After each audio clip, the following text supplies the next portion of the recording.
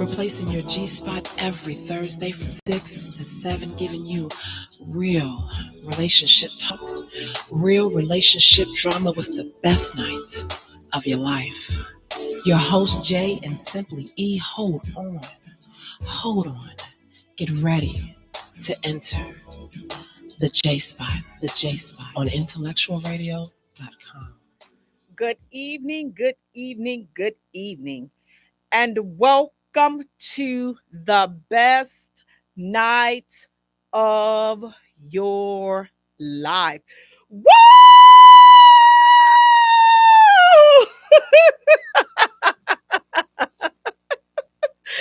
You have entered the Jaye Spot, where we are strengthening relationships and families, one conversation at a time on IntellectualRadio.com. We are an iHeart station. I'm your host, Jay.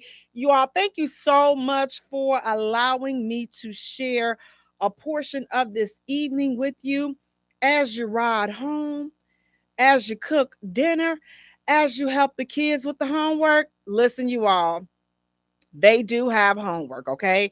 They have homework no matter what they say. Check the book bags, check everything. They have homework. Guys, thank you so much for tuning in. Please do me a favor, go to our Facebook page, like and follow us there, the Jaye Spot. Please go right now. Go to YouTube. Like and subscribe to our channel there, you guys. We have a lot of great content over there on YouTube that we don't have on Facebook. So go make sure you subscribe to our channel, the Jaye Spot Radio. Check us out. Also, go to Instagram, like and follow us there, the Jaye Spot. Jay is spelled Jaye for all three. Guys, listen, we have an amazing show lined up for you tonight. And here's the thing, guys. Listen, next week is the holiday, Thanksgiving. Woo! My favorite time of year. It's actually my favorite holiday. So, I look forward to just getting my eat on. I'm trying to figure out, do I really eat crazy around Thanksgiving? I'm not really sure, but we'll discuss that later on in the show as I think about what I want to tell y'all I eat. But guys, listen, our first hot topic, you all, it is so much going on in the news, especially right here in Chicago. It is so much foolishness going on here. So let's just get into it. Let's get into what has happened a few days ago. I want to know what you guys think about that. How do you feel? I'm talking about the young lady, the young mother, and her kids that were jumped by a group of kids. You heard me. A group of kids jumped this mother and her kids as they were on their way, home. What do you all think about that? Like, when I tell you, first of all, let me just say this. I have not seen the video. I have not watched the video because I don't have the heart, you all, to watch that type of stuff. But I have watched the news. I've been reading the reports. I've seen the interviews. And when I tell you all, this is downright disgusting. I'm so disappointed. So disappointed. I don't know. I'm at a loss for words, you all, because I don't know. How do you explain something like that happening? Like, seriously, how do we explain that? I mean, I know there's a lot of fingers being pointed, the parents, the school, the this, the that. But when you think about the amount of kids that was there that jumped that woman, that thought that was okay, that thought that was the right ideal, to me, something bigger is going on. Something deeper is going on than us just pointing the finger at the parents. Do I say that they should be held accountable for what their kids did? Yes, they should, because the kids are minors. Do I think that some punishment should come the kids' way as well? Yes, I do. However, you all, I'll be honest, I'm torn.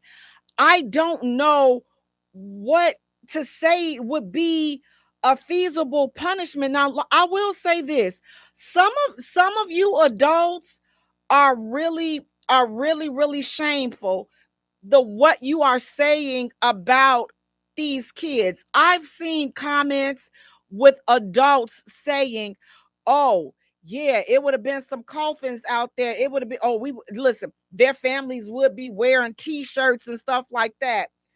Like, come on, like adults, like I don't get it. I truly don't get it. And I'll say this: do I think that those kids are remorseful? I don't think, because the one little girl that they showed, listen, how she was doing her best to fight. She was fighting back a smirk, the smirk that she had on her face, because looking at that little girl, she was not sorry at all. And for the adults around her to coach her into an apology, I feel like that was unnecessary, because here's the deal: nobody had to coach her behind to be out there, to be a part of throwing fights and kicks and punches and jumping on that lady. Nobody had to coach her into doing that, because it's what she wanted to do. So nobody should have to coach her to saying the right thing, to apologizing. So I thought that that was some BS right there. I would not have, like, no. And being a mother and you're accused of something that disrespectful. First of all, let's talk about disrespecting elders. Can we just start there? You have the audacity to put your hands on a grown woman. Like, never in the history of neverdom, back in the day, would we ever think about raising our hands to an adult and then think you gonna live to tell about it? You ain't got to worry about the neighborhood getting you, because your mama and your grandmama and your daddy, they were going to light into your behind. You wouldn't have had to worry about strangers threatening you, which again, I'm not condoning that. I'm not saying that these kids should be threatened or harmed by any adults outside of the adult that gave birth to them, their mother. Yes, I do think that their mothers and their fathers need to put some hands on. Yes, I do. I think some kids need to be strung, pulled up, snatched up. Yes, I do. Jay, how you gonna see? That's a part of what the problem is. No, that's what the problem is right there. The parents, you got them so scared to do anything to their kids, and look at what they're doing. These folks are just running amok outside, just doing whatever it is that they want to do. And I'm going to be honest with y'all. When I thought about this, I said, when I look at it, it's something bigger going on at play here, you all. And I just think that it's, again, just think about it. All of these kids thought that that was a good idea for them to jump these people. They all thought it was a good idea. How do you all, not the first person, listen, the 10th person, think about it like this, really think about it. You see 8 or 9 people jumping 2 or 3 people. What makes you, as the 5th person, thinks that it's okay to join in? What makes you, as the 9th person, say, "Oh yeah, I'm gonna get me some of this"? What makes you, as the 15th person, "Oh, I'm gonna go ahead and get me some of that"? You see where I'm saying? You see where I'm going with this? What made all those kids think that, yeah, this is a good idea? This is a good idea. This is a good idea to do this to these people. I don't understand. The only thing that I can say is, listen, you all, these kids are possessed.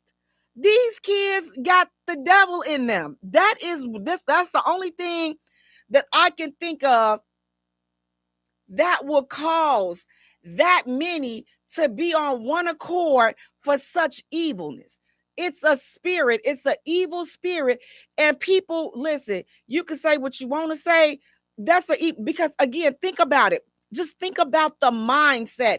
You can say, yeah, it's the kids and it's their parents. And again, yes, accountability and responsibility needs to be had with the family, with the parents. I'm not saying that is not true. What I'm saying though, the bigger picture is, look at this. The mind. The mind.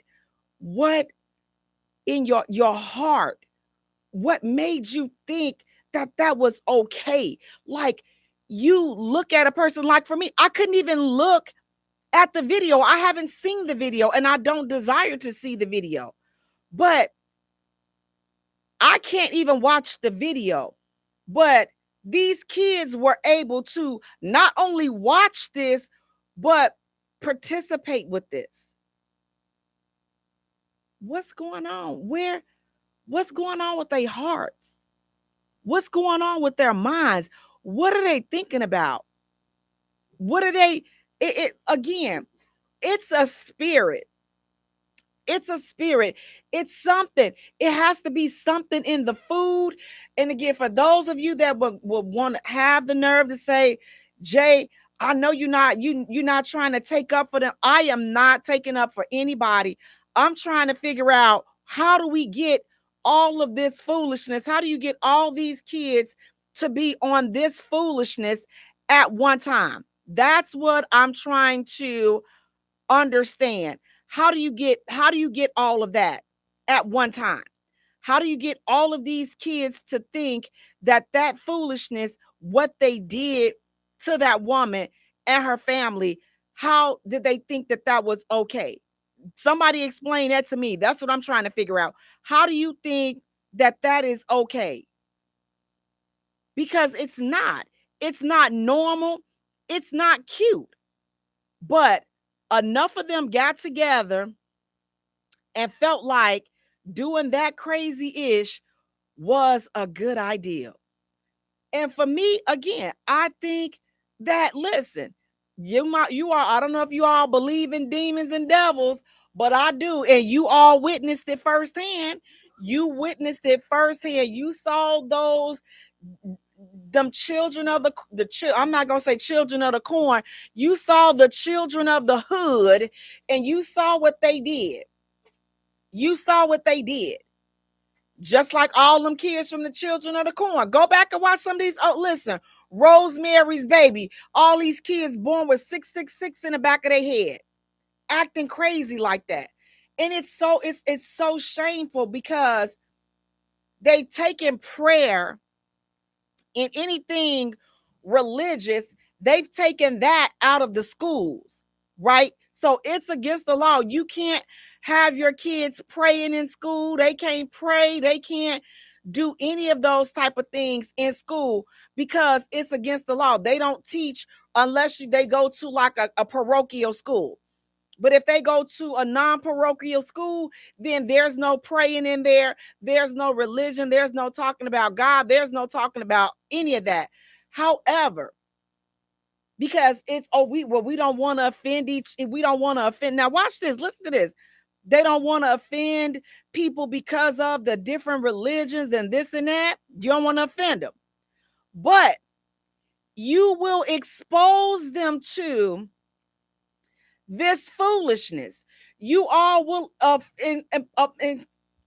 getting so mad. Look, you all will expose them to the foolery. I feel like I'm a kite. I identify with a bird. You all will expose them to that. The system, the government, they'll expose them to that. Oh, well, I got two mommies and I have two daddies, but you won't expose them to God.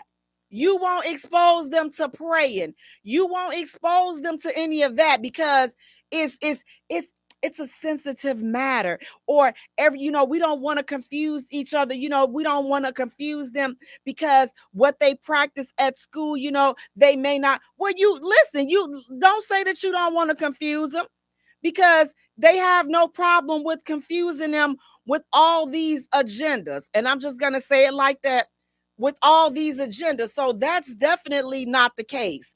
So the world doesn't care about pushing all this evil stuff, but then when it comes back and it shows out like it just did the other day here in Chicago with those kids jumping that woman and her kids, it shows up. So you all are breeding this negativity in these kids and then wondering why they act the way they do. Yes, again, it's some stuff at home. It's a lot to do with at home too, parents.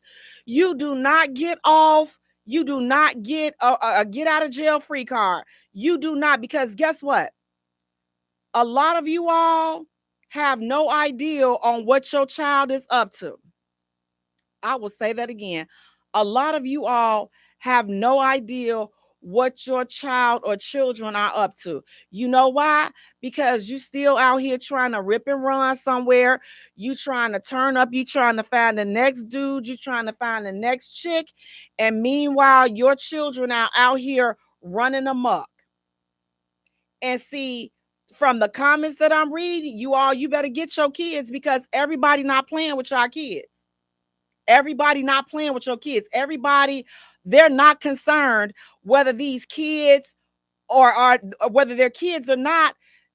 These people, a lot of these adults are saying you ran up on the wrong one, because run up on the wrong one and it's going to be a whole different story. And this is adults talking about harming or the harm that they would do to a kid. So you all that have kids, listen, stop trusting these folks. You need to know what they're up to. And I don't understand. For me, first, can we do this? Why do your kid need a phone?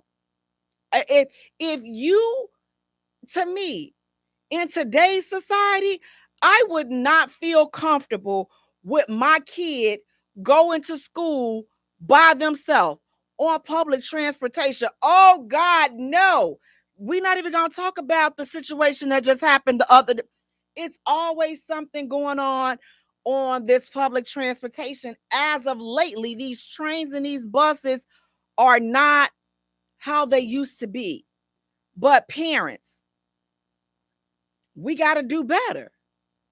We have to do better. If it is possible, if you are able to get around, why? I just can't see myself trusting my kid to walk to school by themselves. I couldn't trust putting them on public transportation by themselves. Look at what just happened to the woman and her kids. She walking her kids and they still don't care. So what do you do? How do you handle this situation? What is the appropriate thing that should be done? How should this situation be handled? Because again, just looking at it, I'm just like, God, like I wouldn't know, just being on both ends of it, just looking at it from both spectrums. What if that was somebody in my family? How would I feel? How would I want that situation to be handled? If my family member was the victim, how would I feel if my family member was the perpetrator? How would I feel? I know one thing, as a mother, I'm not sitting up there condoning this ish. If I looked at, you show me the video and I saw my child getting and behaving like that, oh, it's gonna be some furniture moving up in there between me and my child, up in wherever I'm at. Now I'm gonna be in trouble, because you're not gonna put me to no open doggone shame. That's what you're not gonna do. When you leave here, you represent me. But I'm gonna tell you like this: a lot of these kids, they are doing whatever it is that they want to do on these phones, because they have these phones. They create these groups and they plan and they link up. And this is the result of all these kids having phones and having social media, and their parents are not monitoring what they are doing. If your child has social media, you should be their friend on social media. You should be inspecting their phones and figuring, you should have the password. Oh, Jay, that's doing too much. I trust my child. I don't. I don't. I don't. It's too much trust. And guess what? Look at what your kids is out there doing. You trust them. No, you just don't want the hassle and the responsibility of actually parenting and checking up on what your kids are doing, because I know it's a lot. I know it's a lot.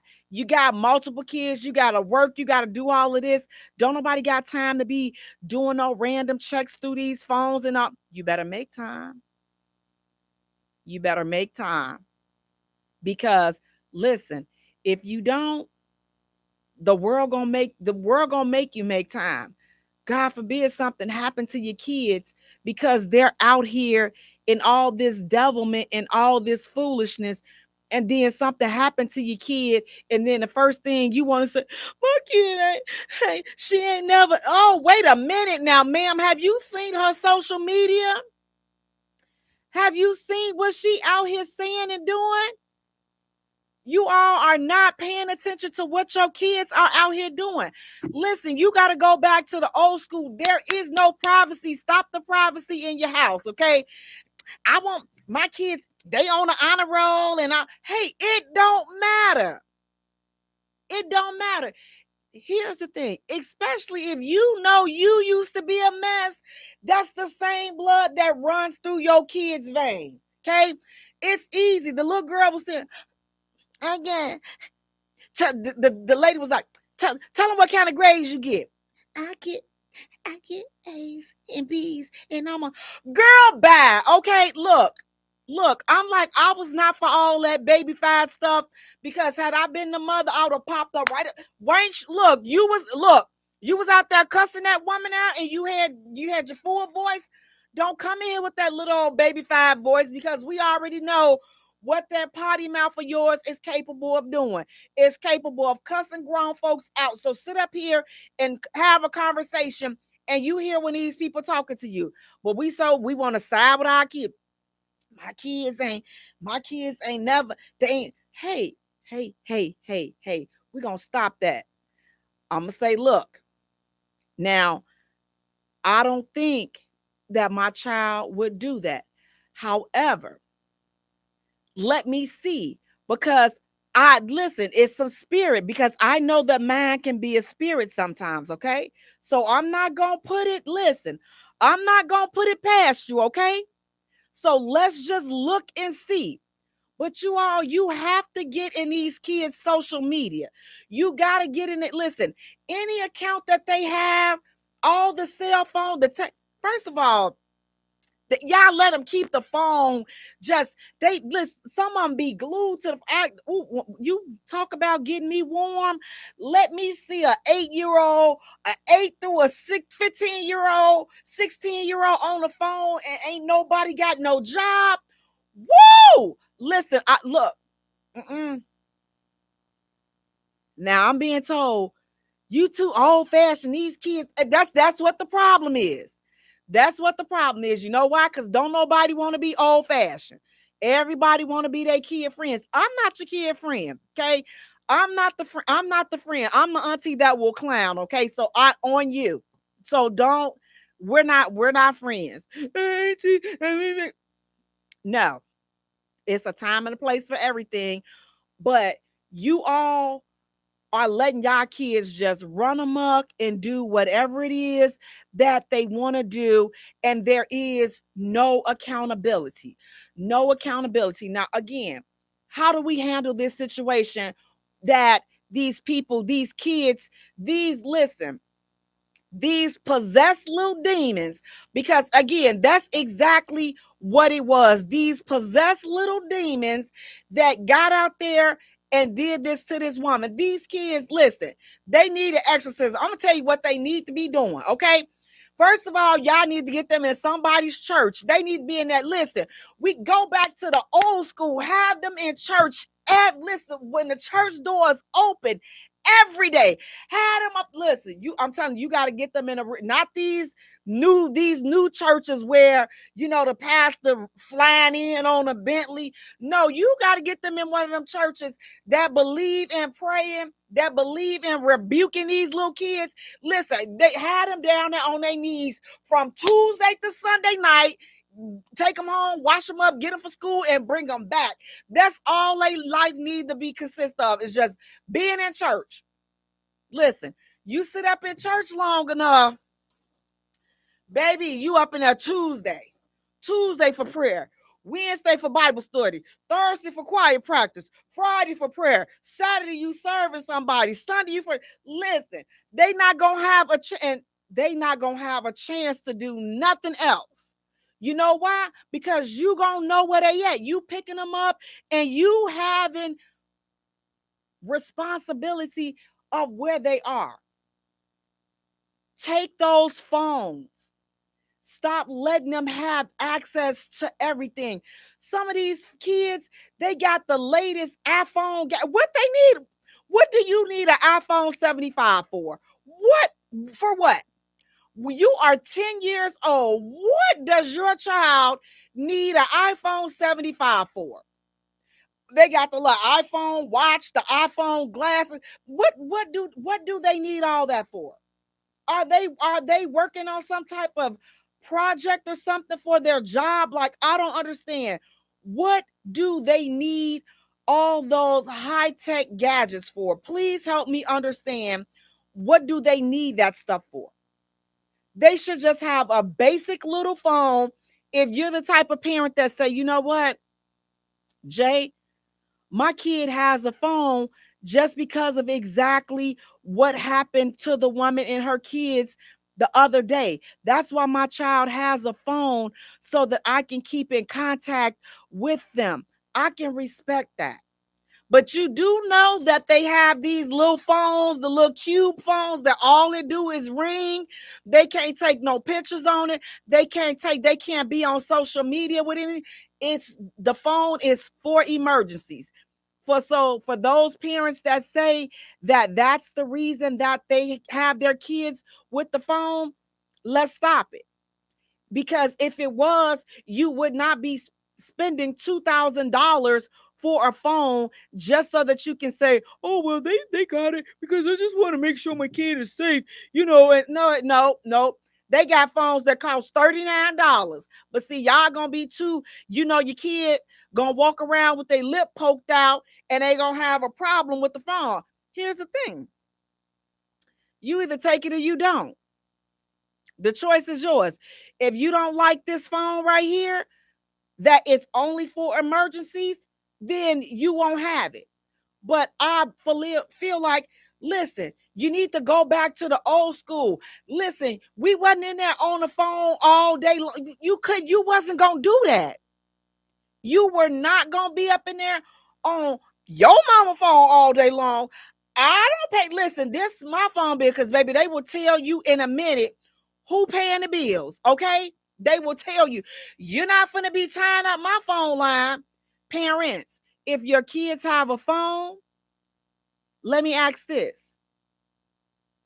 Do you all let them keep the phones in their rooms at night? Oh, I trust them when they up in their sleep. I don't trust them. I can trust you if I see you just like this. And even then, I don't trust you all the way because I don't have my good specs in, so I don't trust them. Start taking those phones. Start looking and seeing what your kids are up to, because you will be surprised to learn the other side of your child. See, a lot of us only know the side that our kids show to us. And they're going to show you their best you. Trust me, my son is 27. And I say, listen, we would talk. And I say, I ain't caught you doing nothing. He didn't get in trouble. I said, but that's just because I don't know.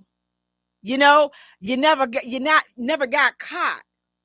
But would I put anything past him? No, because see, his mama was slick and his daddy was kind of slow. So I know right there, slick and slow don't really match, okay? Slick, because I got away with a lot of stuff because I was the kid that got good grades and all this and that. And listen, I was tight with mine, but listen, was a big devil. Not out here fighting and disrespecting grown folks and all this. Not that. But I was a spirit, nevertheless, within my own rights, doing things that I know I had no business doing and didn't get caught. Because I kept a tight ship. Everything was in order. So Sister Vance never knew that this one over here, that she had a demon. Okay. But she had a demon. And so when I became a mother, I was like, well, wait a minute now. This blood runs through the one that I done gave birth to. So now it's one of two things. He gonna be good like his mother, or he gonna be getting caught like his daddy. So he kind of took out to me because he didn't get caught doing much. But I did give him this disclaimer. I said, here's the deal. I know you a cool dude. You cool. You got everything together. I say, but let me just say this. If you do something and they lock you up and you did it, you gonna be there. Because that's what my mama told us. You get locked, anybody get locked up and you did it, you gonna stay there. Okay. So just make sure in everything you do, you have an understanding. So when we left the house, we had an understanding on what she expected. So listen, you do your foolishness accordingly. Ain't gonna do nothing that was no law breaking that was gonna happen, because that's what she said. But she ain't say, going out there freaking on them boys and stuff. She ain't say all that, baby. So listen, out there, okay? Y'all know what I'm saying? But you out here doing all of this crazy stuff. When I tell you these kids are on another level, these kids are on another level. These kids are on a whole new level. And it's so sad and it's so disheartening. And it's just like when you hear about this happening to this kid and that kid, when we think about what just happened yesterday with those kids jumping that lady and her kids, these kids are cutting their own lifespan off. You cannot do that type of stuff and then think you gonna live the day. I'm like, God, if you don't believe in the Bible and in Jesus, and I don't got none. Look, that's on you. But I'm gonna tell you what I believe and what I see and what I'm observing. These kids are cutting their own lifespan off because of what they are doing. Please teach your children. Teach your children. Stop letting these games raise them. Stop letting the TV raise them. Stop letting these kids be on these phones. And listen, when they do something, let them take accountability for it. Do I think physical harm should be done to those kids by adults? No, I don't. Do I think that those kids should go to an adult jail? I don't.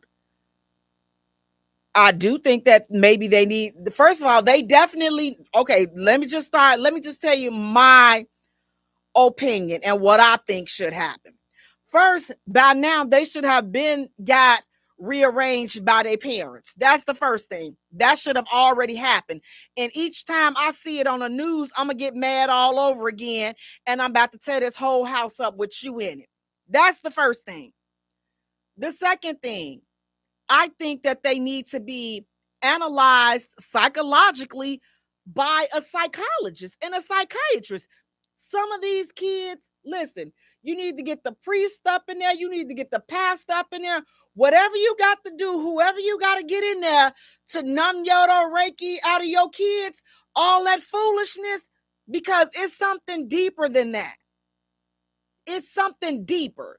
And it's up to you as the parent to get to the root of what foolishness is going on with your child. But it's definitely some psychological evaluations need to take place. Yeah, Jay, I hear all that, but what type of punishment? Because these kids need to be punished. What type of punishment are you talking about? Let's get to that. These kids cannot get away with. You are absolutely right. And I'm never saying that these kids should not be punished for what they did. So what do I think? I think that they should go to some type of boot camp. Listen, send them away to a boarding school or somewhere where there's going to be some strict structure. Send them away for about 3 to 6 months. Send them to a military boot camp facility, something where there will be no sweets and no laughing, no all that good time. Yeah, that's going to be on pause until we reprogram you. So each child, their time frame will vary on how long it takes to reprogram them demons, because they still at a pretty young age where a lot of them can be saved, a lot of them can be reprogrammed. But to let them just, well, they gonna get suspended for a week, I think not. Well, they're gonna get suspended for the rest of the school year. And what is suspending them gonna do? Suspending them is not gonna do nothing but get them more time to go out there and jump on somebody else. So suspending them and there is no plan, no action, is not gonna do anything. So I'm not for suspending them unless you sending them to a facility. Again, I'm not saying jail. Thank God nobody was unalived in this situation. Thank God for that. But I do feel bad for the family, and they are definitely going to need psychological help as well, because that's horrifying. So I'm sure they all are suffering with PTSD after dealing with something like this. But how do we prevent this from happening? These kids, look, these kids are just out of control, a whole bunch of them. Listen, this stuff that happened the other day, and guess what? They come back the next day and these kids are still bullying kids in school. They still jumping people every day. People getting jumped today, getting jumped yesterday. It ain't stopped.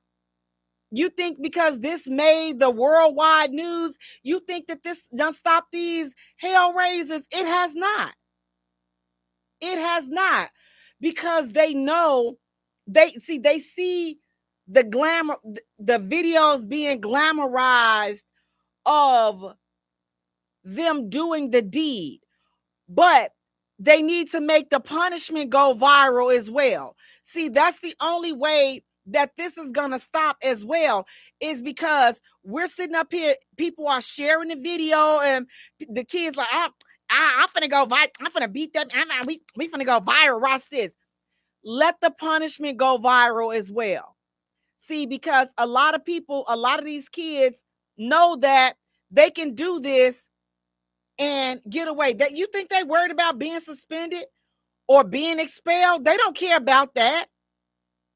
And I think that the parents need to be held financially responsible as well. So I was doing some research, and it was some of the articles that I was seeing and interviews are saying that the mother is going to sue the parents, as she should. Jay, the parents didn't have anything to do with it. That's the problem. That is the problem. And if you are a parent that you are working hard, I mean, I sympathize with that. But again, at the end of the day, you have to put some other measures in place so that your children are accounted for and they are doing the right thing and they are not left to rip and roam by themselves, because that was too many kids out there by themselves, no parents coming to pick them up. What kind of foolishness? We have to do better. We have to do better. But drop in the comments, you all. Listen, if it's something negative, if you're gonna say something to harm them as an adult, don't drop that comment. Just don't. If you're saying something about, oh, it's gonna be coffins and t-shirts, and do not drop that type of message, because I don't support or condone that. Because again, at the end of the day, yes, they did something very heinous and very disrespectful and very brutal, but I'm still not comfortable with saying adults should, handle a kid like that, in that, oh, they wasn't acting like no kids, so I'm a treat. I understand that, but I'm still torn on that part. I'm still struggling with the part where I'm going to be okay with somebody, an adult, saying what they would do to harm a kid. I'm not okay with that. I'm not comfortable with that. So I'm not gonna say that. I just think that there are some other things that need to be in place. But again, I do think that the parents should be held accountable for their kids' actions. I do think that. And listen, sue them civilly, prosecute them if you got to prosecute the parents criminally, because the kids are kids. Listen, do what you got to do, but some lessons have to be learned. It's some rough justice that has to take place in this situation. But parents, if you have if you have kids, please check your kids' phones. Please see what your kids are up to, because they're planning evil little things like this. Look at their social media. Listen, heck, most of them don't even need to be on social media. That's why the stuff that they get into at home, and then they take it to school, and then they finish it there. Take these phones. These kids don't, if your kid don't have no phone, they don't have a way to be in no foolishness, unless they're being bullied. So now that leads to another issue. What are these schools going to do about bullying? Because that's a serious issue that's not being addressed. And I can tell you this, from years ago when my son was in grammar school and he was being bullied. Now, listen, I will say, listen, I'm up there every day dropping him off, and I'm just like the mother did. I be doggone if I'm right here with my kid, because these the two little gang banging little boys in the area, how they be trying to recruit them at an early age. You either gonna join us, not over here, partner. We're not gonna do that.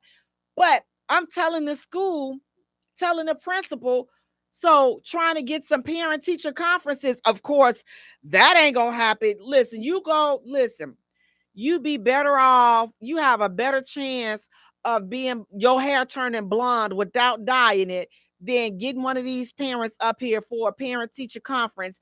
Depending on what area in the hood you live in, you have it. Listen, Ray Charles had a better chance of perming your hair without burning you than you got for those parents to come up there to the school for a parent teacher conference. But I went up there to the school, and I had a parent teacher conference. Well, it was just a parent with the principal conference, because the parents never showed up. And the principal told me this, I swear, it was a Black woman principal. I swear, she told me, she was like, well, you just gonna have to enroll your son in some type of self-defense class or something like that. I'm like, wait a minute, what? You telling me to enroll my son in a self-defense class because these little demons that you got in this school, and they parents don't care about them, and they out here disrupting the neighborhood. And the little boys, they were neighborhood disruptors. And the principal told me, she was like, yeah, that's what I had to do for my son. I told him once he enrolled in self-defense, he didn't have a problem anymore. And I said, ma'am, with all due respect, what type of solution is that? I don't understand, because it's not about being afraid. You shouldn't have to be subjected to this type of foolishness. Your kid should not have to be subjected to that. So, to make a long story short, Jay, how did you end up dealing with it? Well, I just took him out to school, because I said, here's the thing, and this is why I say I'm torn, because I said I was at the point where, you know what? Touch my son again, and I'm going to kick your. So I was at that point. Yes, as an adult, because I'm just like, I see what is going on. So thankfully, and here's the deal. I understand every parent is not in position to transfer their kids and do all of that. So look, I don't, I don't know, but that's just what I did. I transferred him out of a school. Matter of fact, I transferred him out of the Chicago public school system, period. And from third grade on, he was in a private school. So I paid for education from third grade all the way through college. So I've been paying tuition since he was in third grade, because I believed in investing in my son. And thankfully I had the disposable income to be able to do so. Because here's the thing. Here's what I don't understand. And I would tell my son this all the time. We go dropping him off and we riding through the hood. How are you parked? How do you have a big fancy Escalade or the newest Benz, and you dropping your child off in these raggedy dumps of these public schools, and you riding up in these fine automobiles, and you dropping your child off at this stupid death trap? I'm like, that's parents. When I look at parents like that, I be like, you are part of what your child's problem is. You are a part of what your child's problem is. Because how do you do that? How do you invest all that money in that type of car note? You got money to pay tuition. Downsize that car. Get you a little. Listen, my son and I, we used to laugh all the time at my car. I said, I'm going to ride the roll of the car off this Corolla. I'm going to ride it off until all the letters fall off the car. I'm not getting another car, because I'm going to invest that money. Instead of paying a car note, I'm going to pay tuition. And that's what I did. That is what I did. And thankfully, and listen, got some nice child support. So, it all worked out for me. But everybody doesn't have that story. So what does a parent do in that situation when they don't have the ability, or they don't have the resources to move their kids out the environment? You shouldn't have to move. You shouldn't have to go through all of that. These kids should be taught to go to school, sit down and get your lesson, and leave people alone. That's what needs to be taught. They need to bring some out. And I don't know, I don't have any school age kids, so I don't know if they have any anti-bullying curriculum in the schools. But if they don't, they definitely need to invest in that. They definitely do. And then listen, for those kids, because I don't believe that every kid can be helped and every kid can be saved. I'm never going to tell you that. Some kids have been exposed to so much that they are doomed before they even start. Jay, how you going to say that about a kid that should? I will say it again. I don't think that all kids can be saved, because some of them are already rotten to the core. They're born into it. These spirits, It's a number of things. So I'm never going to say all kids can be saved, but I do think a vast majority of them can be saved if some proper protocol and procedures are put into place. But what happened to that woman and her kids the other day? That's unacceptable. It's unacceptable. And listen, I don't know about you all, and maybe I've missed it, but I haven't heard anything from this slew-footed mayor of the city of Chicago. What does he have to say about this? What does that potbelly governor of Illinois have to say about this foolishness? Because they got something to say about all, listen, and then the immigrants, and we're going to talk about ICE. Hey, I'm just saying, make other issues precedent as well. Since you're out there dealing with social issues and social matters, touch on this, Mr. Mayor. Touch on this, Mr. Governor. And while y'all touching on it, unhand some of that money out them purse strings and redirect some of that money into the schools in the hoods so that they can get the proper resources that they need. Because we all know that these schools in the hood are underfunded. We already know that. They underfunded, under everything. Only thing that they got a lot of is violence. But then y'all want to act like y'all, oh, well, we don't know what's going on. Y'all know what's going on over there. Because y'all it's specifically set up that way. It's specifically set up. But look, something has to be done. Okay. Now I have talked and got that part off my chest. Now let me tell y'all, let's get into the foolery, because I've done been deep long enough, but I felt like that needed to be talked about because it's some changes that really, really, really need to take place. And that was just an important issue that was just definitely, it was definitely disturbing. And I'm just hoping that some things are done about that. Now, speaking of things being done about that, now, what do you all think about, look, ladies, Thanksgiving is coming up, Christmas is coming up, and listen, this is the romantic proposing season and things of that nature. So, ladies, if your man bought you a ring that was worth $49.99 from Walmart, and he proposes to you with that $49.99 ring, what say ye? What are you doing? How are you answering? Are you answering yes? Hold on. I feel like I'm sitting so low, y'all. Sorry. Hold on. What are you doing? Oh, I was sitting. Why y'all gonna tell me I look low? $49.99. Are you accepting the proposal? Are you accepting the ring? $49.99 for your engagement ring. Are you accepting it? Are you happy? Are you like, oh my God, I don't care how much the ring costs, $49.99?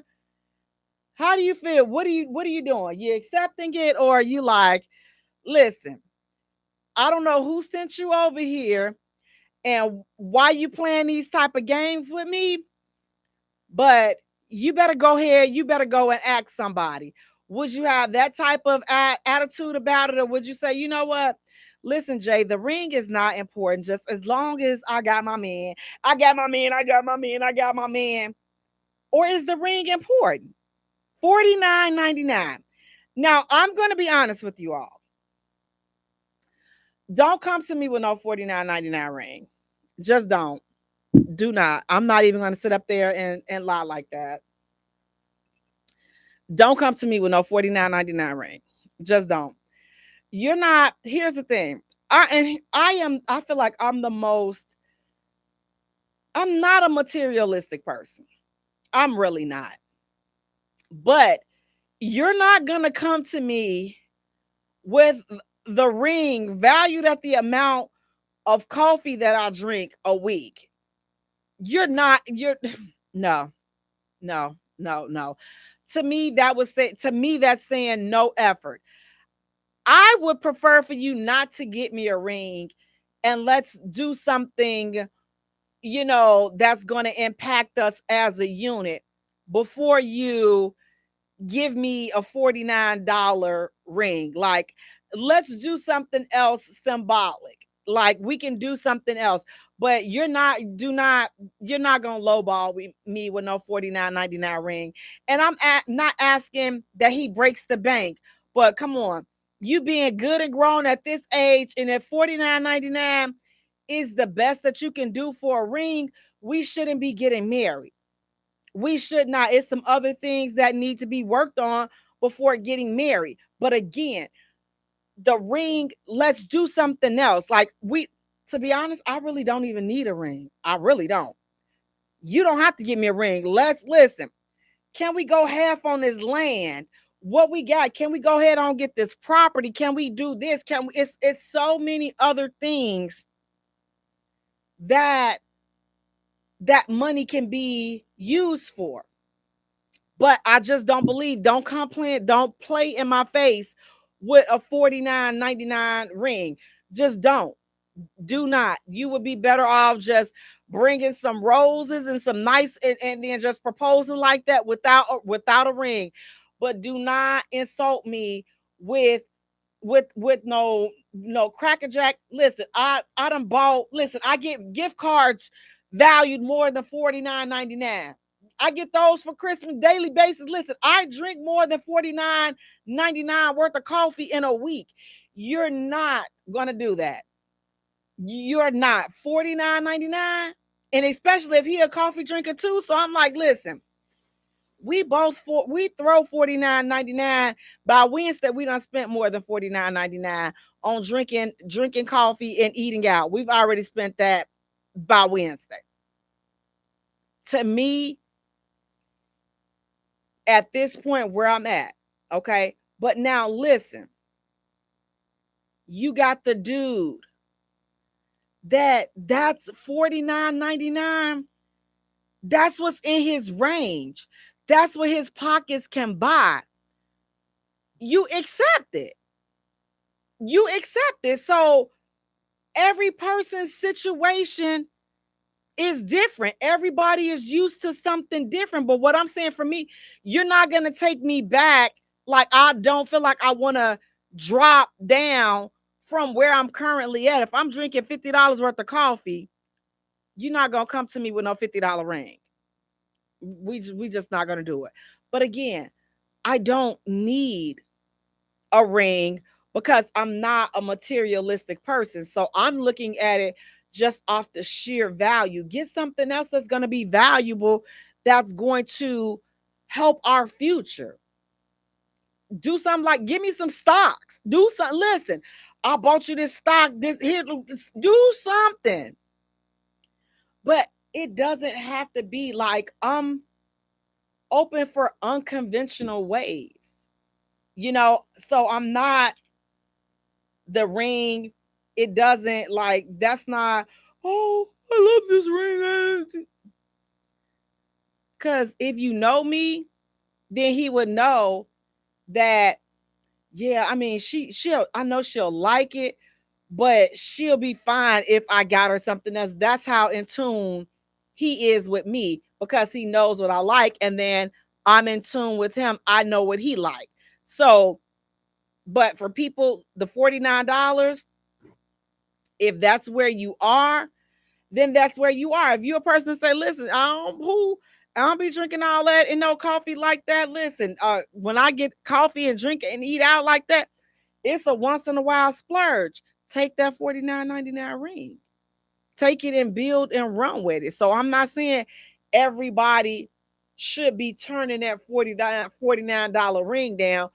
It just, look at where you are, look at what you're doing and what you got going on. Look at what they're doing, what they got going on. And if it makes sense to accept the $49.99 ring, accept it. But if it doesn't make sense, then, listen, move around. Now, I know I'm probably getting a little slack off of that. And it's okay, because again, I said, I'm not a materialistic person, but you're not going to undervalue me and say, oh, well, $49. And we're not doing that. $49, the $49.99 ring, this brother, he probably don't have no car, and this is all he can afford. take the ring. Take it. Because he loves you. Take it. Again, you don't have to, I don't need a ring to be shown that you love me, because I want to see, I'm looking at how you treated me and how our relationship is going, and I gauge how much love is there between how, depending upon how the relationship is. So that's where I place the value for the relationship, and how, the tone for the relationship, how things are between us. But for me, I'm just like, I'm not gonna don't bring no 49, don't you bring no $49 ring over here, because I will definitely be asking you, who sent you? Did your big brother send you over here?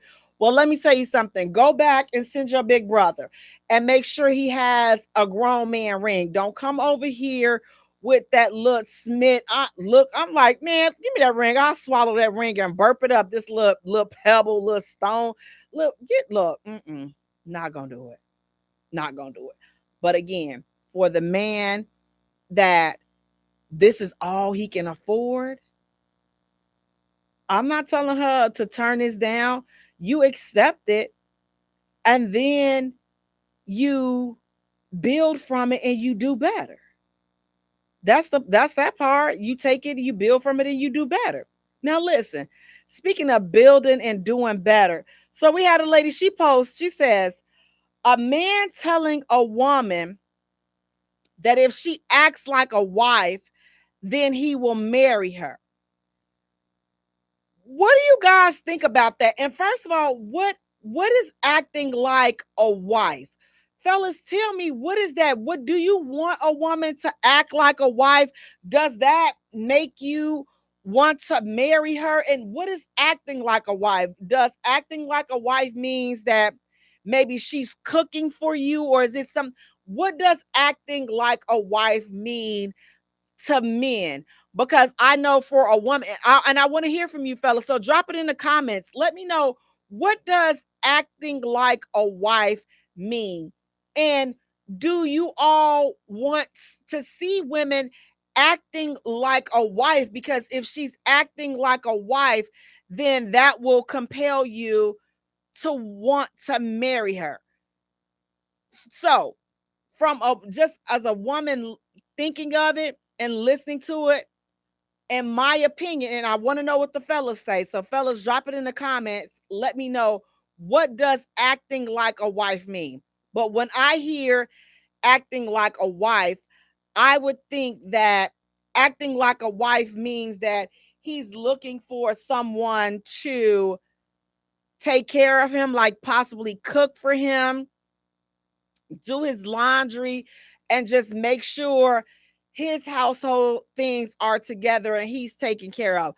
That to me would seem like acting like a wife. But fellas, again, I want to know what you all think acting like a wife means. What does acting like a wife mean to you all, fellas? What does that mean? And is there some validity to the statement when the young lady says, she says that a man telling a woman to act, if she acts like a wife, then he will marry her. And just on looking from a woman's perspective, that's, to me, that's just some BS. A man, listen, he knows, you don't have to act like nothing. You just have to be that chick. If you're not that chick, then this is the stuff that men tell women that are not their person. This is the string along stuff, because these are blanket statements that's a lot of times that a man will say, act like a wife. And then guess what we'll do? We'll go and start cooking for him and cleaning and doing all this other stuff. But in his mind, that's not what his ideal of acting like a wife is. So it's like, if you ever notice, ladies, if a man ever tells you that, follow up with it. What does acting like a wife mean? What does that mean? And see what kind of response you get to it, because a lot of times that statement is just a huff and fluff statement. That is a statement, that's a string along statement. That's to keep you dangling on. He's still out there searching. He still has not found his person, honey. And he is content with you being there because you are something for him to do. So he's going to continue to do you as long as you allow him to. He's going to continue to do you until you say, you know what? Listen, I'm done and I'm going to move on. Like I'm done. I'm done. Don't no ultimatums, no getting mad, no any of that. Just be done and you have to move on. But that is definitely a string along statement that men make when, again, you're not their person. They will tell you anything to send you off, but they're not going to be adamant and just say, you know what? You're not the one for me. They are almost never going to tell you that. They're never going to tell you that until they find what they're looking for. Then they don't care. At that point, they have no use for you anymore because they've already found who they're looking for. So when you get that, you know, yeah, you gotta show me you more of a wife. You gotta show me that you can be a wife. And I think that that's some huff and fluff. But fellas, if you want to drop in the comments, let me know so that I can let the ladies know, what do you think about that? Is there some truth to that?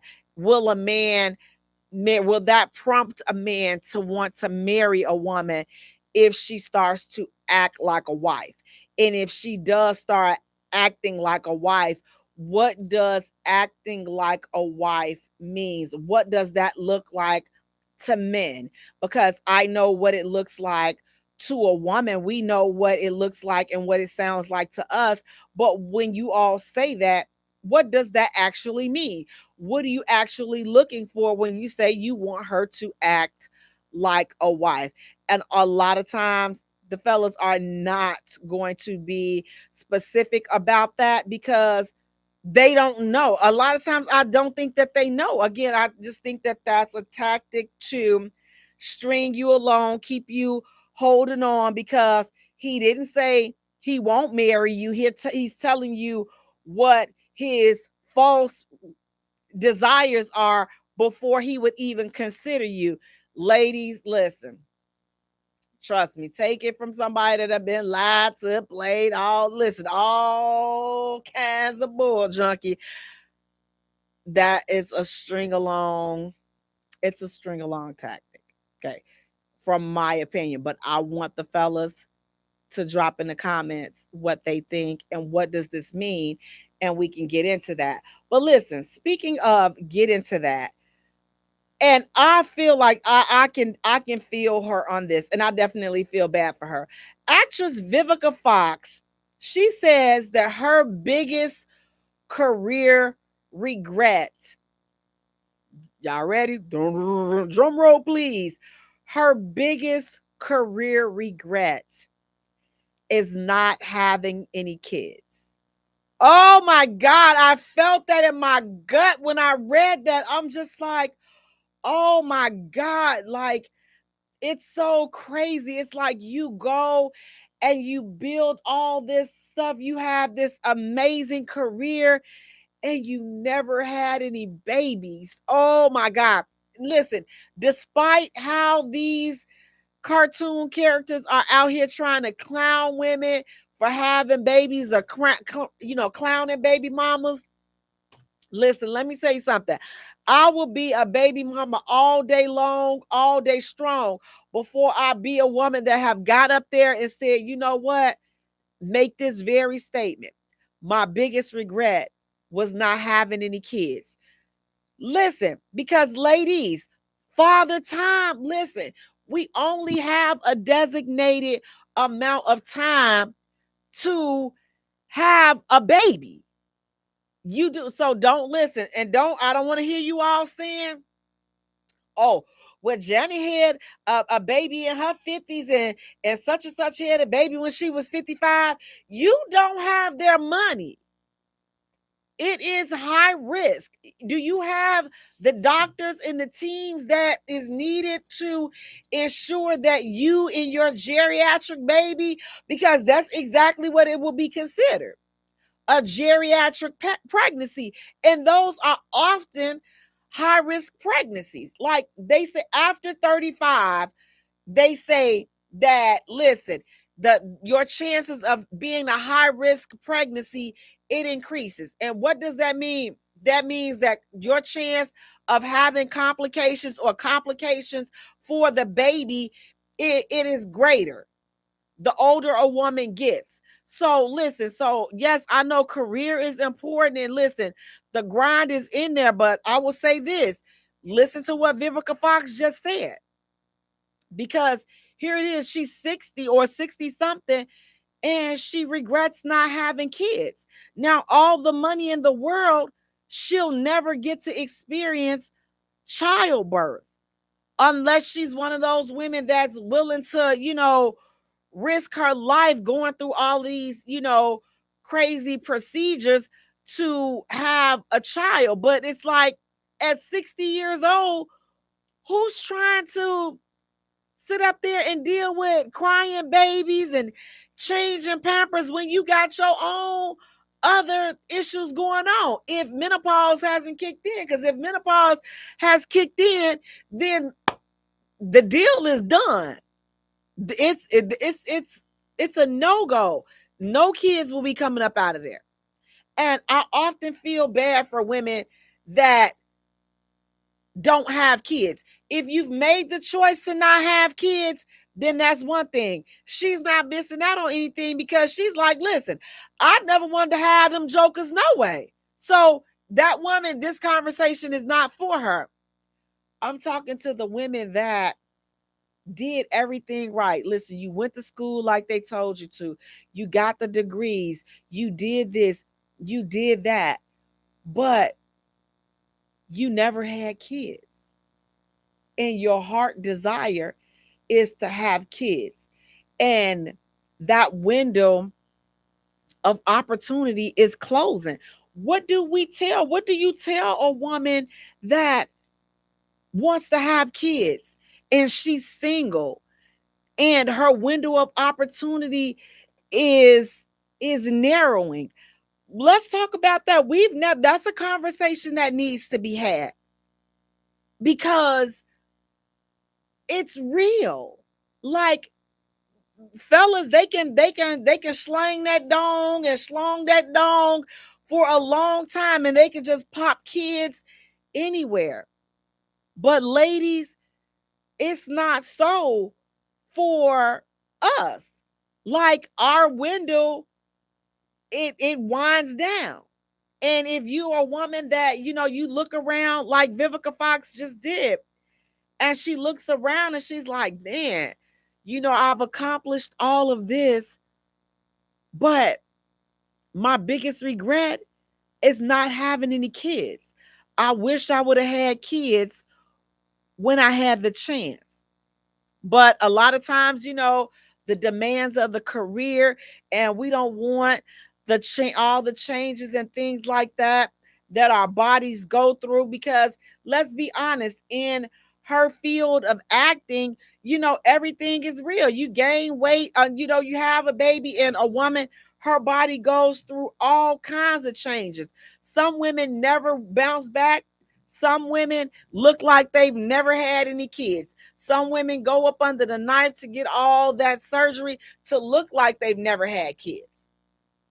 Whatever the case is, if being a mother is important to you, I think that should be put on your listen. We make all these lists, but you need to put in motherhood in there somewhere. Now, Jay, I want to be a mother, but I don't have a partner. I'm not married, and I'm not seeing anybody consistently. What do I do?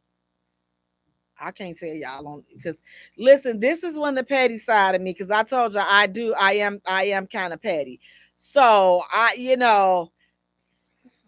mm, inbox me. Inbox me and I'll tell you, but I can't openly just say the bad things because it'll be some low down stuff. But I'm just like, you know what? Listen, sometimes you got to do what you need to do to get what you listen, nothing that I'm talking about is illegal, or trust me, is nothing bad.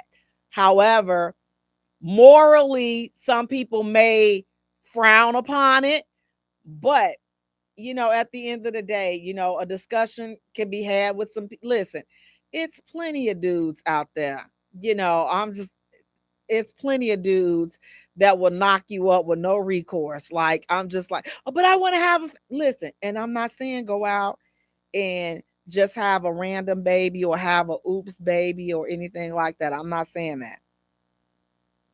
What I am saying is, if your window of opportunity is closing in like this, you got some choices that you got to make, because once those eggs are depleted and menopause and all that other foolishness kicks in, your chance is over. Yes, you can always adopt. There are plenty of kids out there that need to be adopted. That will always remain an option. But for a woman that said, you know what, I want to experience having a kid. I want to know what it's like to give birth. I want to know what it's like to be pregnant. I want to know what it's like to feel the kid kick and all this and that. I want to feel. Well, first, I'm going to tell you one thing. You're not missing out on that actual delivery part. That foolishness right there, that you listen, you can just block. If you could just go from being pregnant to having the baby with no pain, then it would be a great experience. But those hours where you tussle to get them jokers here, that's a force to be reckoned with. But I will say, listen, motherhood is a beautiful thing. Motherhood is very important, and it's been one of the joys. Like, I'm glad that I had my son when I did. I really am. Like, I just, I am, because it was just a perfect age, because it's just like, now I still, get to enjoy hanging out with him as an adult, because I'm like, I'm not, listen, now I do get tired, you all, about 6 o'clock. Ain't no telling what I will start saying and doing after 6 p.m. because, I shut down. I tell my family my business hours are 5:45 a.m. to about 5 p.m. Central Standard Time. Anything after that, I can't promise you what you gonna get. You may get the best of me, you may get the worst of me, but I don't know. But it's gonna be something in between until we reset the next day, because it's mandatory that I reset. I have to. But being a mom has been a great it's been a great experience. I love being a mom. I love being an aunt, a great aunt. Like, I love kids. I love not I never wanted a whole bunch of them, because you know why? Because I would be in an orange jumpsuit. Because I'm gonna tell you why. Jay, I thought you said you love kids.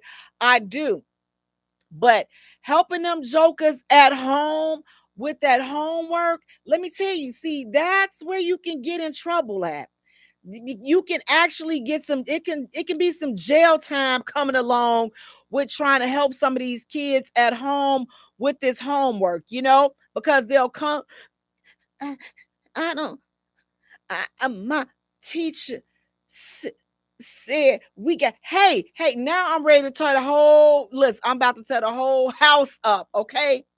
Tear the whole house up, because I'm trying to tell you how to do the math and you telling me what the teacher said. I said, put your god doggone fingers up, and this is how you can take one. Listen, I'm about to put it down, I'm about to snatch his whole wrist off, just trying to teach him to put the finger. My teacher did say my teacher show us that way. Well, why don't you ask your teacher? If your teacher shows you how to do it, why are you about to make my blood pressure high because you telling me what the doggone teacher didn't say? That's why that's why I knew I was not a candidate for more kids.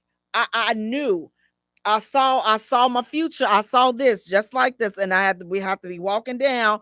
What she do? What she do to them kids? She put all of them out. She put all of them out, or she left. She left them all in there. Well, what were they doing? They were sitting down at the table doing homework, and she left, and she did not come back until the next day. How do you leave your kids? And because I was tired of this one asking me for the math, this one asking me for the spelling, this one was asking me how to tie his shoes, this one up in here playing the drums. That's why I left, because it was too much going on at one god doggone time, and I wasn't gonna be able to do it. I wasn't gonna be responsible for what I said to these kids.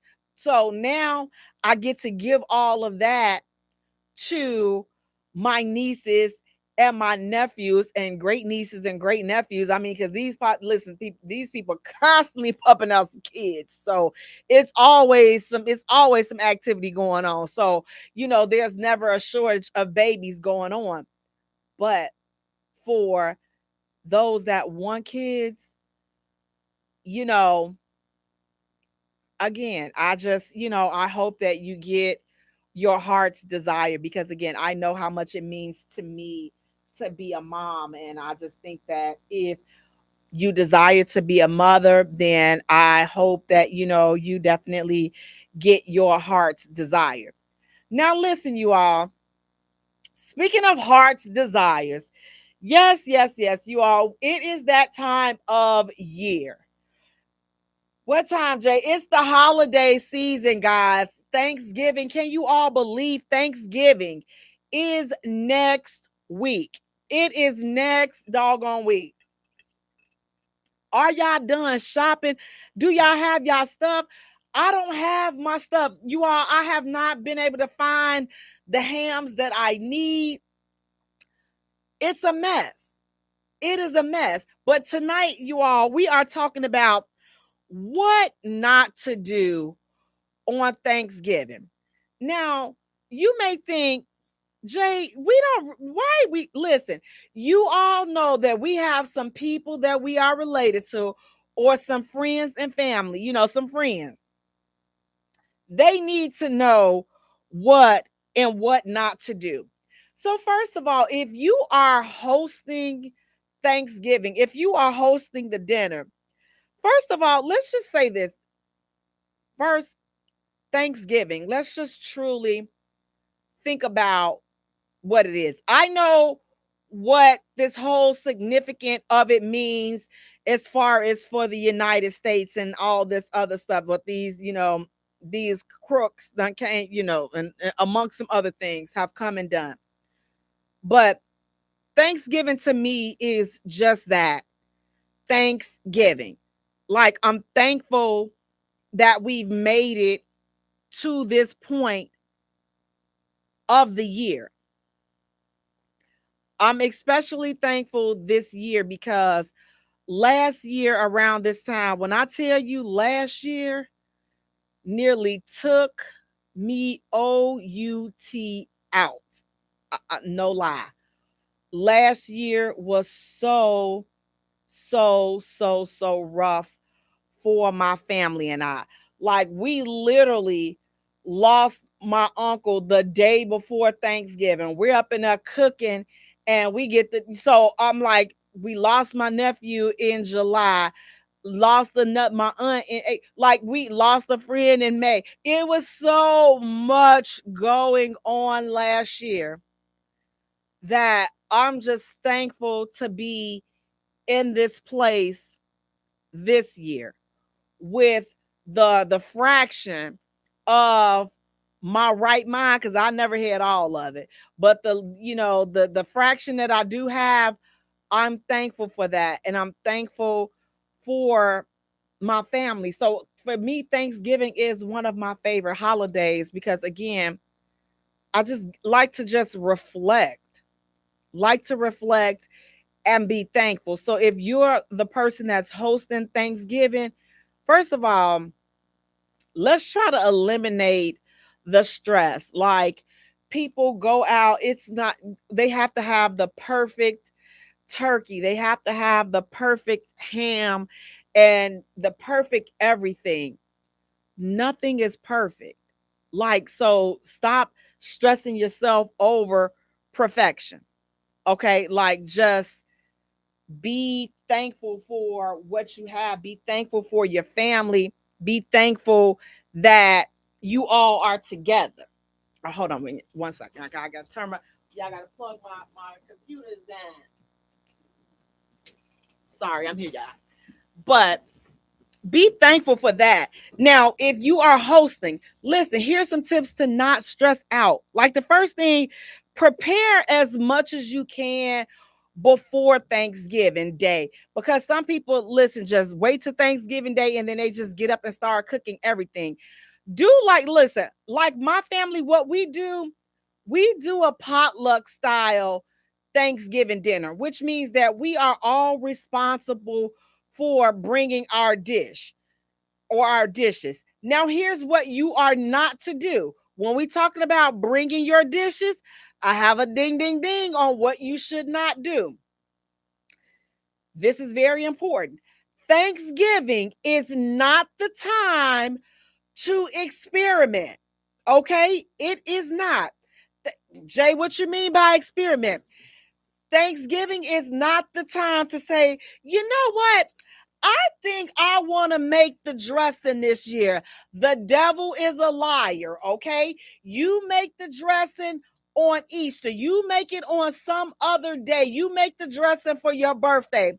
Do not get in the kitchen and decide you want to make the dressing. The devil is a liar, okay? If you are not the person that's designated to make the dressing, don't you, we're not you're not going to experiment on us, okay? So stick to whatever dish you can make. Stick to the dish that people like from you. Don't go trying to get Auntie Pearl's peach cobbler recipe and then you want to experiment on us for Thanksgiving. No, you should have gave us Auntie Pearl's peach cobbler for Groundhog's Day. We're not going to do this on Thanksgiving. No, we are not. You stick to what you are famous for, okay? Stick to what is popping in your life. Do not come over here with these other, oh, I saw this on, no, we reject you right now. You and your science experiment will not come in this kitchen. If you know that nobody ever asks you to make anything, it's probably because you can't cook or your food is nasty. I'm just going. I had to say it, you all. I had to say it. If at any point during the year nobody asks you to make anything ever, they always be like, won't you stop and get some juice? Won't you stop and get the cranberry sauce? Won't you stop and get some paper plates? If you are always on paper plate duty or paper cups or, the juice in the pop duty, you probably can't cook, beloved, or your food is nasty. Okay, I'm just we listen, we have to say this now so that you can know what not to do because we're going to have a great Thanksgiving. So don't go up in there trying to cook and your people really don't mess with your food, okay? So it's so let me just say it so nobody in your family have to tell you. How about that? Let me just tell you what's the signs that you can't cook, so just so that your people don't have to hurt your feelings. I'm gonna go here, I'm gonna tell you, and I'm not gonna hurt your feelings, but I'm gonna tell you with love why you are on that duty. You can't cook, or they just your food just be nasty. And if they just tell you, baby, just come, then you don't even choose the right type of pops. You just don't do any of that right, but you are a good guest and they glad to have you over. So just be thankful for that. If you are the person that's hosting, be flexible and expect the unexpected. Make sure everybody feel welcome, even if you got somebody that show up at your house that wasn't invited. But I have a little disclaimer for that. You all do not come bringing everybody to these people's house. If you were invited to dinner, be thankful that you got an invitation. The right thing to do is to ask the host, can you bring somebody with you? Don't just, if I invited you, don't just show up with everybody else, because I may need to make sure that it's enough food. Which, I always think it's always wise to cook more food, because I hate when when people are not able to eat. I hate when people, you know, hold over food and treat people bad over food. It does something to me.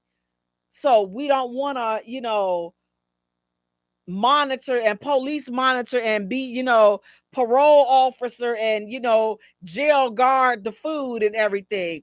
But it would be nice that if you were invited somewhere, especially if you're a single person and you want to bring a little friend with you, ask the host, is it okay? I want to bring my little friend with me. Is it okay? That's always a thing, the right thing to do. And then when you are being invited somewhere, bring something other than your appetite. Please bring something. Bring a pot. Even if they say they don't need anything, bring something anyway. It's just proper etiquette. Like, don't show up to anybody's place unannounced. I mean, and empty-handed. Even if it is family, you still want to always bring something. Adults should be bringing something. Adults should not be walking to my denim house just with an appetite. Yeah, look, now, come on. Come on now. Look. Now, you ate all while you was a kid. My dear tired of you. My dear tired of you coming over there without, listen.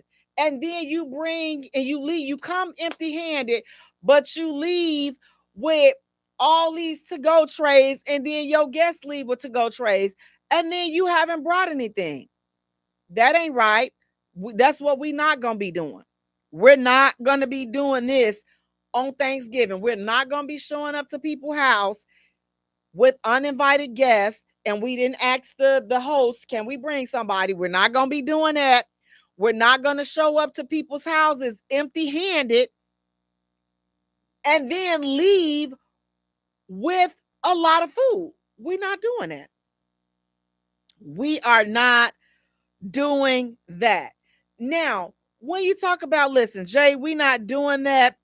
What if you are in a situation and you're invited to dinner, but it's somebody that you really don't want to be around? Like, because listen, again, some people are just funny acting, okay? Some people just funny, and they invite you knowing that listen, I don't know why people do this. People that know they don't like other people in their house or in their space, you all stop hosting things. We know that you have a nice house, okay? We know that.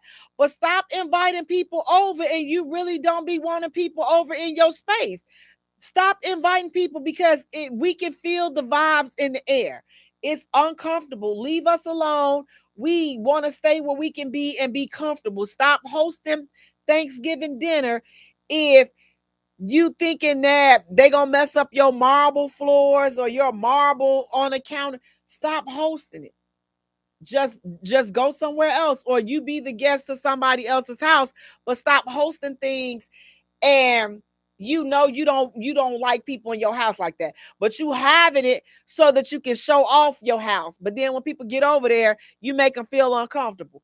Don't host. Do not host. And if You have been invited to that person's house. Y'all know that person that invite people over that really don't be wanting people over for Thanksgiving, but they know that they just upgraded their TV and they got the fireplace, they got the new fireplace and all this other stuff, and they got that done and they want to show everybody. You're not gonna stress us out. Don't you all, if y'all know it's that person, now don't set yourself up for it. Just don't go to these folks' house. How do you decline it? I'm sorry, you know what? I already made other plans this year. That's the easy way to say it so that you don't hurt people feelings. Like I'm sorry, I already made plans. So I got other arrangements this year or whatever it is.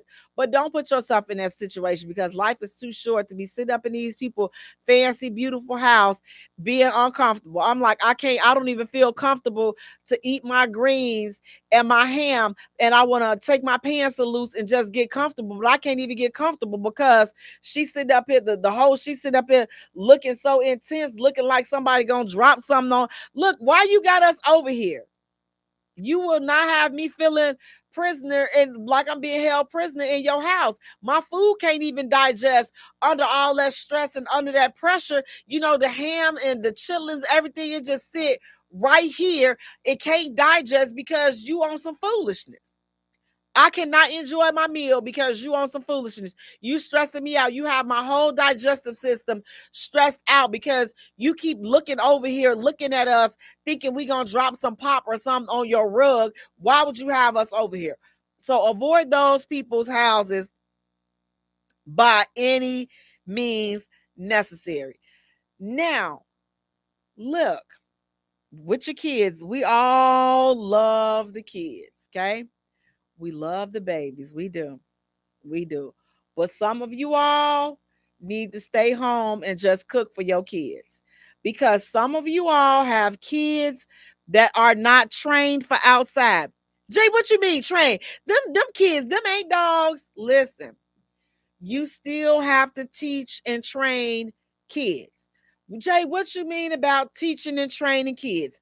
What we are not going to do on Thanksgiving is have our kids, and the kids that we're talking about. The kids that like to touch on everything, they wipe their nose and then they come and rub it all over your couch and they run all through the house because it's a new space and a new environment and it just listen, it's something about being in a new environment that just get these little jokers riled up, and baby, you got them running through them folks house like they in a jungle gym, and then you gonna sit there and you gonna act like you don't hear them running. No, no, no, no, no. Some break. That's when then you jump up. But meanwhile, your kids are up in there doing suplexes and somersaults off these people couch. They brand new white fluffy couch. Your kids is up in there doing somersaults. Listen, the little one is up in there, just strangling the little dog, the little teacup dog, little 2-year-old over there just strangling the little dog. The dog trying to get away from your kid. Look, we not doing that this Thanksgiving. We not. You gonna have a talk with your listen. Here's how you stay at home with your kids for Thanksgiving. If your kids run through your house and jump and get all on your furniture and stuff, and you don't have a problem with that, you need to stay at home. You need to stay at home because other people don't like that. You cannot let them just jump on people's furniture like they at fly zone or jump zone. If they want to do all that jumping, let them know it's a time in a place for all of that. And we don't do that at people's houses. Like you don't jump on furniture. That's just what they told us back in the day coming up. I don't know. Maybe you all, the new people, y'all let these kids jump on your furniture. Listen, quiet as kept. We wasn't even allowed in the front room where the furniture was. All we could do when we were little It's like, listen, and like they had a gun line. You couldn't cross that gun line, boss. All you could do is look and peep through and look at the living room and just wonder how the furniture felt. Oh, it looked like it's soft. It looked like it looked real. Yeah, they kept it real nice. You know why? Because they kept your behind up out of there. It was against the law. It was law back then. Kids did not go in the front room. And tell me if I'm lying. Just say, Jay, you ain't lying. Kids did not go in the front room where the furniture was. Wherever if they had furniture in the dining room, the living room, wherever it was, kids were not allowed. We had to just sit there and look at the furniture like this. Oh, that's nice. We look at this and we looking at it this way. But go in there if you want to. Only time you were able to go in there is if your mama or your daddy called you in there. They were sitting in there and they called you and they wanted you to do something. And now any other time you move real slow if they in the room or in the kitchen. But if they're in the front room and they call you, oh, that's your chance to get, baby. You done came up in this world. That's your chance to get up in there. You run up in there real fast. And then what you do? You get there and you rubbing on the couch, but you low key doing it. Or your mama sitting on the couch, and so then you put your hand on the couch, like you're so attentive and you listening so to what your mama's saying, but you just want to feel the furniture. And what they tell you, get your hands off my furniture. If you get a stain on my furniture, I'm gonna put a stain on your. Oh, listen, and you know you didn't want no stain. You didn't want no stain on your. Cause them stains, baby, them stains meant whelps. That means that they was getting that good cord was gonna be hitting your behind.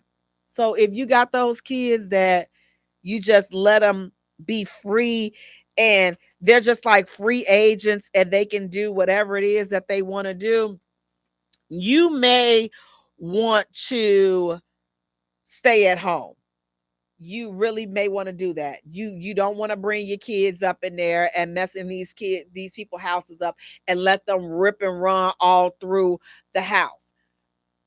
Next thing we're not doing. Listen, okay? These plates, we got to talk about this. Okay? How many plates are appropriate to be packed and taken after dinner is done? Because again, you cannot be that person that came to the dinner and you didn't show up with anything. If you are that person, you should be ashamed of yourself for even wanting to take something unless the host insists that you take something. But if the host did not give it to you, then don't go in there and help yourself to any plates. So the rule is if you didn't bring anything, you shouldn't be taking anything. Don't pack no to-go plates or anything unless the host asks you to. If you got all your kids, listen, do not go packing dinner for Friday. That's unless the host tell you, listen, make sure you take something for all the kids. We got enough left. You can take whatever you need, whatever you want to take, then you take it. Those are the only times when you should be packing like you crazy. But if the host does not tell you to do that, then don't do that. If dinner is still being served and like you got there early and you got some other stops to make, then you eat and you socialize and you leave empty-handed. But now if you're a person that, listen, you done contributed a lot, then I would be like, okay, well, I'm just going to take a plate to go.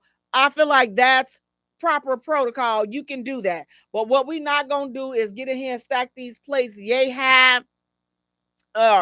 Or Sheila came and Kevin didn't want to come, but then guess what? If Sheila didn't bring nothing and fix nothing, Sheila not taking no play home for Kevin. Jay, how you gonna now that's wrong. Now she should be able to take a play home. I'm just saying, however y'all decide to roll.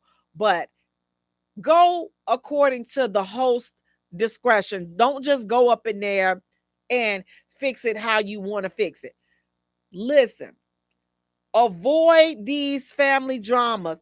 Listen, If you know that you cannot hold your liquor, don't drink at the Thanksgiving dinner. Don't drink before the Thanksgiving dinner. You wait till you get your behind at home, and then you liquor out.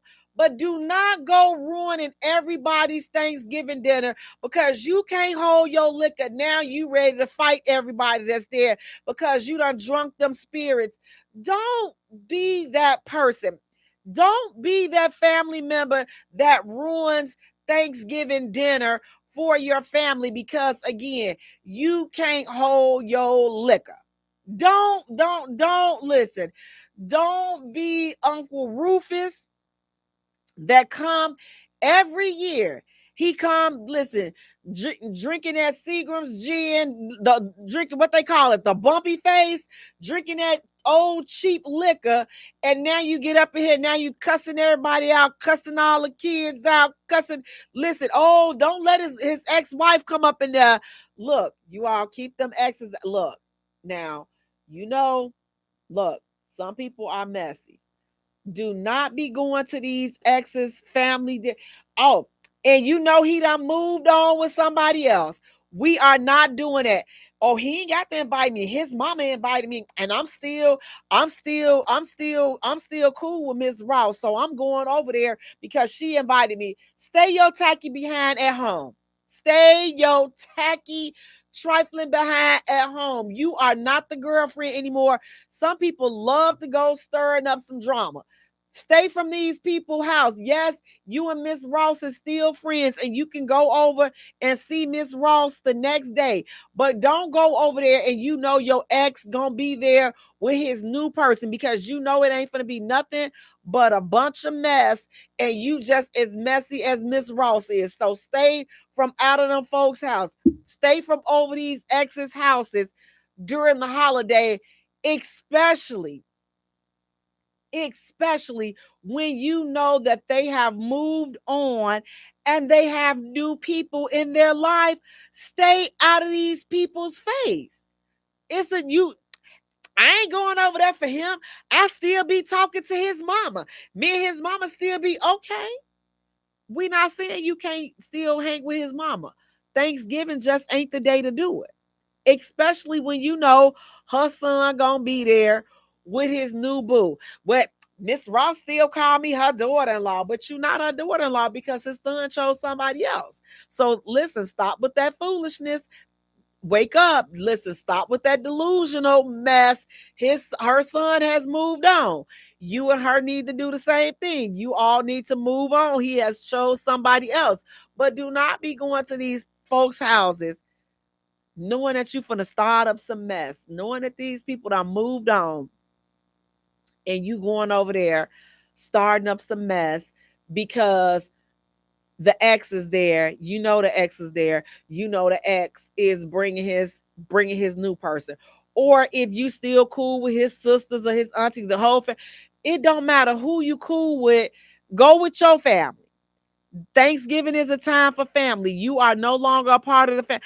I'm still part of the family. Jay, I talk to his sister all the time, but you're not with the person that made you family, which is their brother or son or grandson, and you're not with them. So let these folks enjoy time with their family, and you go find you some business somewhere else. Because I can promise you, the only reason why you going over there is because you're single. Now you gonna go over there and try to tear up their stuff and tear up their holiday. But if you got your own new boo, then you will not be thinking about going over your ex's house because you already got your own thing going on.